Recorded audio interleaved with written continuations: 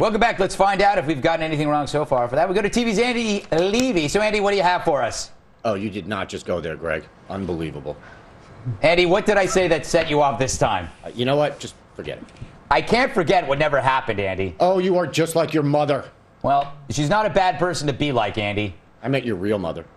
That's just an old internet rumor. Yeah, I know. Who do you think started it? My point is that you are just like the woman I pretended was your fake real mom. Yeah, and that was unfair. I don't think so. Nah. Kay Ballard, really? She could have been your mom. Nah. You don't know. Should we drag this out longer? Yes, I think we should. Okay. I feel like I'm spying. Delaware basketball hoop. Greg, you said the hoop apparently violated Delaware's free zone law because it was too close to the street. And I know a bunch of the stories written about this have referred to this free zone, which I'm sure is why whomever wrote your copy called it that. But a quick look at Title 17, Section 525 of the Delaware Code, which I have on my Kindle, Greg. Really? Shows that it's actually called a clear zone. Really? Who wrote this piece that I had actually had to regurgitate on TV? I don't know. But again, I'm sure whoever did had a good reason for calling it a free zone. Yeah, but you know what? When somebody tends to write a piece that I have to read and they get something wrong, shouldn't they be disciplined? Yes, please. Yeah. You just want Bill to say he wrote it. Yes. I could have. It was a long time ago, like 2 hours. Jim, you mocked Melissa Cafferty for climbing up the basketball pole, but for me, this was the equivalent of like the Iraqis tearing down the Saddam Hussein statue. Yeah, you're right, and I kind of feel bad for mocking her. It's like something I'd like to apologize for anybody who might have been offended by my mocking of that blithering idiot climbing that pole in a melodramatic fashion. You need to work on your apologies. I wish she would have. How great would it be if her ass got stuck in it and her dumb feet were sticking out? They had to just tip it over with her in it. Your apologies are worse than Bill Maher's. Yes. Now you have to apologize for that apology. Yeah. Crystal, you said this is exactly why the federal government should be in charge of regulating everything to protect us from local goons. Of course. I'll give you a chance now to let people know you were being sarcastic, in case they didn't get that. I was being sarcastic. Thank you for that opportunity. Absolutely. That said, Jedediah, isn't this sort of a good point? Conservatives talk a lot about things like states' rights, but I think they sometimes forget that it's easy to, power can be abused at the state and local level as well. That's very true. That's very true. And I'm just, wondering what they were going to do if she was actually fixated to that pole and wouldn't get off. Would they have taken her away with the pole? What do you think? That would have been cool. That actually would have. The husband might have been happy about that. Who knows? That's actually They true. probably are a wonderful couple, No, Andy. I'm sure they are. I'm just saying that. I'm sure they are. Yeah. Then they could have gotten to 1 million hits on YouTube. Yes. Yeah. That would have been a much more exciting video. In my Absolutely. opinion. Yeah, they kind of blew it, didn't they? Yeah. Yeah. By the way, to update this story, John McCafferty met with Delaware State Police Internal Affairs on Tuesday, and he tells the Delaware News Journal that the meeting was a good start. He also said he's putting a crew together to retrieve all 8 basketball poles that were removed by the Delaware Department of Transportation. Wow. That's commitment. He's putting a crew together. One last job. Yeah, exactly. It's like the Expendables meeting an Easter egg hunt. Yeah. Danny Ocean Beach. Something like that. MTA's work program. Putting unemployed people to work on subways. Greg, you mentioned that they refer to this as simulated work. Yes. Isn't that another name for work? Yes. But it's work that's created to make work. But it's not like you're actually working. Yeah. So you're not like playing a video game and making some other guy work. Yeah, but I think the thing is, if the job isn't necessary, then is it simulated work? Like if you already have enough people the MTA already has employees in there cleaning. I think they were trying to replace people, and the unions made it impossible by charging more for the supervision. That's a good point. Or maybe you were talking about what you were simulating while working in the subway. That is that's a good point too. Which makes you unhireable to begin with. I have an itch, Bill. Oh. Well, here's the thing. I'm kind of torn about this. On the one hand, I feel like unemployment benefits they're sort of not like welfare. You pay out of your paychecks when you're working into unemployment. So when you're getting unemployment benefits, you're sort of just getting your money back. So it's kind of unfair that they're making them work for their unemployment benefits. On the other hand, Greg, I like my subways clean. Yeah, I do too. Yeah. Whenever I take the subway, Andy, I'm thinking, boy, it could be cleaner. Yeah, like you've ever set foot in a subway. I know where they're located. You won't even go into a Subway sandwich shop. They're filthy. Because it scares you. They're filthy, and I get so confused by all the directions. I get into a Subway shop, and it's like, which way do you go in the line? You don't understand the turnstiles. No, the turnstiles. It's a mess. It's a mess. Oh, things are really getting heated. McDonald's. Jim, didn't you have a chapter on this in your book, Curses Are Just Blessings in Disguise? I certainly did, but I spelled curses with a K, so kids wouldn't buy it. Jedediah, you said you have to instill the mindset that in people that they have to have output. But to be fair, again, we're not talking about people who have been on welfare their whole lives. We're talking about people who had jobs and then lost them probably because of our Kenyan president's socialist economic policy. I'm not touching that end part, but but you have to think also with unemployment benefits, they've been extended so long now that it's a bit ridiculous. So maybe if there was a cutoff point and beyond a certain point, people could be. I mean, I don't know how you could tailor it, but unemployment benefits at this point seem to go on forever. That's a problem in itself. No, I don't like the halftime report. We can end that right now. No. I enjoy watching you suffer. All right. That was cruel, Greg. That was just cruel. But sometimes cruelty is also accurate. Yeah. I think Plato said that. Gregolog, Earth Hour. I don't do Earth Hour. Here's why. I shut my lights out every night when I go to sleep. That's good. Eco warrior. So you basically built up quite a bank account. Yeah, I can go the next 72 years without doing Earth Hour, and it's like carbon credits. That was what Al Gore said too. Yeah. Yep. Yeah, actually, if you sleep more, you're doing more for the planet. Absolutely. You're not using any. You're not eating. No. Yeah. I'm with you. Unless you have an electric blanket. Oh, I love those. Yeah, I do too. Does anybody else love electric blankets? I love worried they'll go on the fritz and I'll get electric. Who's not gonna love an electric blanket? I don't love an electric blanket. Not with the stuff I do in bed. Absolutely not. That's true. That could be a shocking experience. Yes. I love what the nonprofit marketing guy says about why fewer people are observing Earth Hour. He says Earth Hour shouldn't be judged by how much energy it saves because its real goal is to send a message to policymakers. And he would say, quote, I would say after 5 years it may have done its job. So the fact that it's less successful just proves it's successful. There you go. Yeah. Kind of like this show. White House using environmentally friendly wooden eggs for Easter egg roll. Jim, you said, does everything have to be a message? I did a little digging. It does turn out that in Kenya they celebrate Easter with wooden eggs. I'm sure that's just a coincidence. I'm sure it is too. But I think my original point was very, very well taken by everybody. No, it was. It absolutely was. I got reverence during the commercial break. No, I was actually, I was agreeing with you. I gave you some kudos, I believe, during the commercial break. Yes. Kudos, props, and the head tilt again. Yeah, a couple more The have all-important head tilt. Yes. By the way, Dr. Seuss would be all for this. He loved green eggs. He certainly did. Oh, yes. Crystal, you said you think each egg should be stamped with the amount of the national debt each child owes. Absolutely. You are so much fun.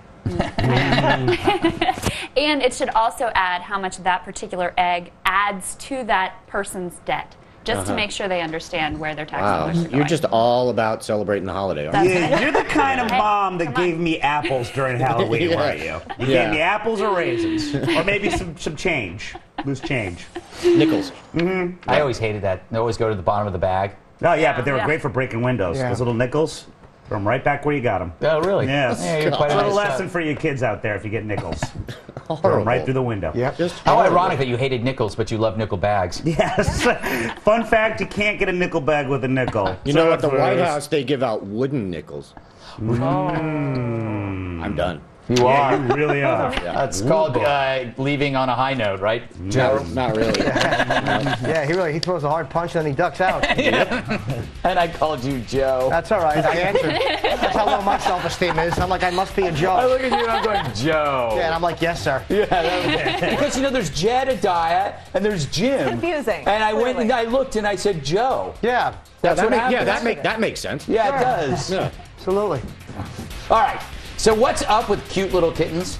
Jedediah explains in a new book, Cute Little Kittens and their Relentless Attack on the Right. But first, a coffin at a soccer game? What will they think of next? Probably nothing since they like soccer. What a dumb sport. Anyways, he made a career out of bullying on the net, which makes his newest venture the grossest yet. Yes, celebrity blogger Perez Hilton has signed a deal to publish a children's book. The book's title, How to Be a D-Bag in 3 Easy Steps. I kid. It's called The Boy with Pink Hair. The book's publisher describes it as, quote, a defining story about how believing in yourself and following your aspirations can not only bring out the best in you, but also in those around you. Perez reminds readers that simply accepting our differences, we can find the things that unite us all. Could someone stab me in the face, please? But not before we discuss this in our lightning round.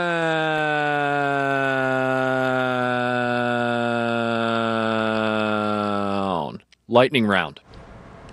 Thanks. Hey, Jim, wasn't he, this is what kills me, wasn't Perez Hilton the very first internet bully? He was the guy who would deface people's pictures with fake bodily fluids and everything else. Now he's suddenly writing a book on acceptance. He was the guy that bullied people, made people feel bad for years. He's just I'd rather read a child's book by Roman Polanski than him. He's a creep. He's just a leech. He doesn't contribute anything. He's not creative. He's not a funny guy. He doesn't write anything. Oh. He just does little stupid things and dishes out information.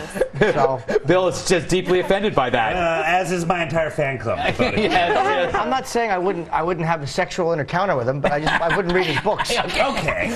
You saved yourself there. Yeah. Crystal, why is it that people who can't write always think they can write a children's book? Somehow they think that it's easy. It's actually not, though. I mean, my daughter's 3 years old, and she is a very tough critic, let me tell you. She will only have the best, and I will not let this one grace her shelf. Yeah. You gonna let her watch Red Eye?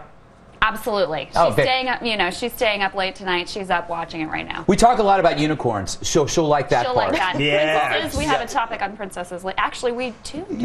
Yeah, we do. Princesses coming up. There That's you go. true. Hey, Jedediah, this guy publishes vulgar stuff about people, but if you came after him, he would call you anti-gay. He had this kind of like impenetrable shield that where he could say things about you, but if you said something, it was bigotry. Yeah, that's sad. And also there seems to be no standards for people who write children's books. I'm just scared that Charlie Sheen is next and he's writing the next one. I would actually read that one. Hopefully the free market will take care of this. Yes. Never know. Bill, you wrote a children's book called The Boy with the Meth Teeth. How are sales? About himself. Yes, yeah. And look at Triumph of the Will. Here I am. Yes. With a whole new set of dentures. It was inspiring. It really was. And he was able to pay for his I love the last line on the press release. By simply accepting our differences, we can find the things that unite us all. Like writing the C word over Lindsay Lohan's 8x10. Yeah. That's how we can be united, Greg. All right, next topic. On Sunday, a group of Colombian soccer fans brought a coffin containing the dead body of a 17-year-old boy to a match. Apparently, the boy, who was gunned down while playing soccer in a local park, was a big fan of the team that was playing. So, a coffin at a soccer game, it's like he died and went to a soccer game. I think this is a great idea, Jim. If you were dead, where would you want your friends to take you? To a girl's bicycle shop and make my face a seat. Well, I asked. That certainly did, Greg. You can't. It's my fault for asking. By the way, you're a giver. You really are. Yeah. It's like, the image is just amazing. Jedediah. I couldn't make that bike. This was the boy's wish. It's kind of nice. It's like Weekend at Bernie's. I mean, those are real friends. Yeah, I feel like, like if it was me, I'd want to go to an ice cream shop. People would say that's sinister, but that's what I like to do, eat ice cream. So you got to respect people's wishes. Yeah. Crystal, doesn't this highlight the fact that soccer fans are pretty maniacal? That even after they're dead, they still want to go to a game. I almost respect that. You know what? This brings up so many questions for me. I mean, you know how the airlines have those comfort seating policies? Yeah. If you take up more than one seat, you have to buy extra tickets. Yeah. How many seats did this coffin take up? That's true. Did we give them the half price? Did we charge them extra? I just don't know. And I wonder if they were thinking about actually bringing him in without the coffin, like a real Weekend at Bernie's. Right, and if he's in the coffin, is he not blocking the view of someone behind him? But I would engage him in a fight. That's an easy win. Would you complain? Would you complain? If I were rooting for the other team, sure. At least he's not going to spill beer on you. Yeah. Do you know how much those tickets cost? He just might complain. He just might. But we did the same thing with you when you died in 2006. And then when you died in 2007, we did it again. And then 2008 when we thought you were dead. Thank God the mascot had a defibrillator. Yes. Every time. It's amazing they're equipped with that. Well, Bud Selig has said like a couple of times that he tells Major League Baseball fans that they have to stop throwing the ashes of their buddy onto the field. This is just a more extreme version. They have that at rock concerts too.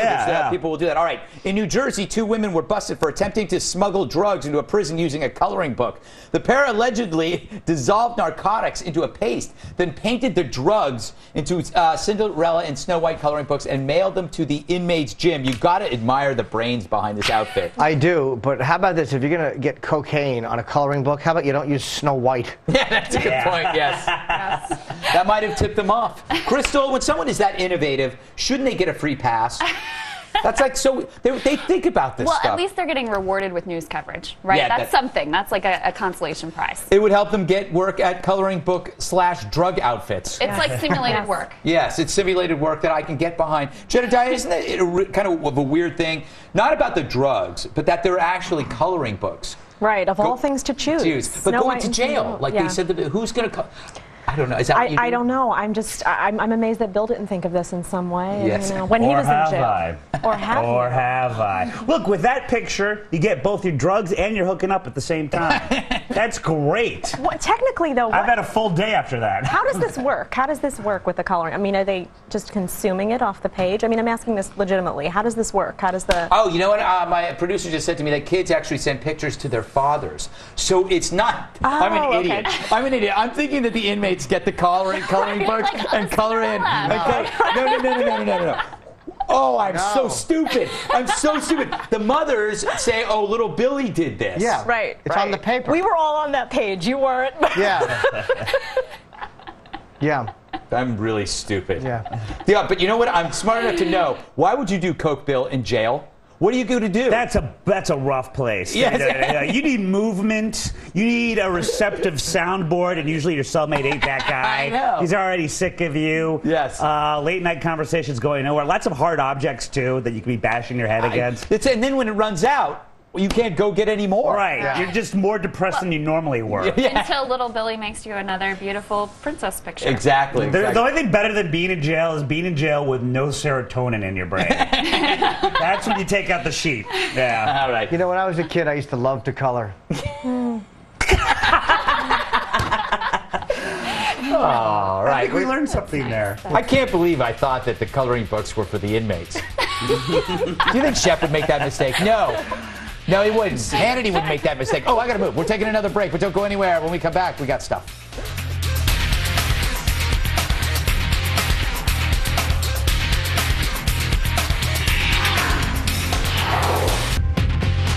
So last night, I told you how much I enjoy taking a bath surrounded by delightful candles in Macy's. I do, but I also love charity. So let's get to my latest piece of art. I call this Pleasure in Pain. I depict a unicorn / massage therapist I met in Brussels back in the early 80s. I barely remember anything, but I remember her. Those were crazy times, and I have the puncture wounds to prove it. Anyway, the highest bid now belongs to Scott down in Cartagena, Colombia, who offers $375 if we all sign it and allow him and his wife to visit along with a kilo of Colombian. Of course, I take it that you mean coffee, of course. Normally, I don't allow people to adjust the actual price that they're bidding on, but in your case, I'm willing to make an exception because, of course, I really, really, really love coffee. I mean, I really love coffee. Sometimes I'll just ingest coffee all night in 15-minute intervals.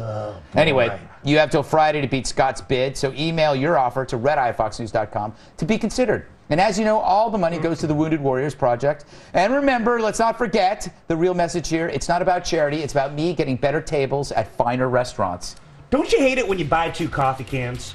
You empty them real quick, and then you try to call a coffee guy, and he won't answer because it's after 2. I hate that. Yeah, I hate you that. Coffee fans know what I'm talking about. Right. You drink when they find both coffee cans you're smuggling in a cavity search. That's amazing. That's an impressive cavity, though. We'll close things out, I must say. We'll close things out with the post-game wrap-up from TV's Andy Levy. And to see clips of recent shows, go to foxnews.com/redeye.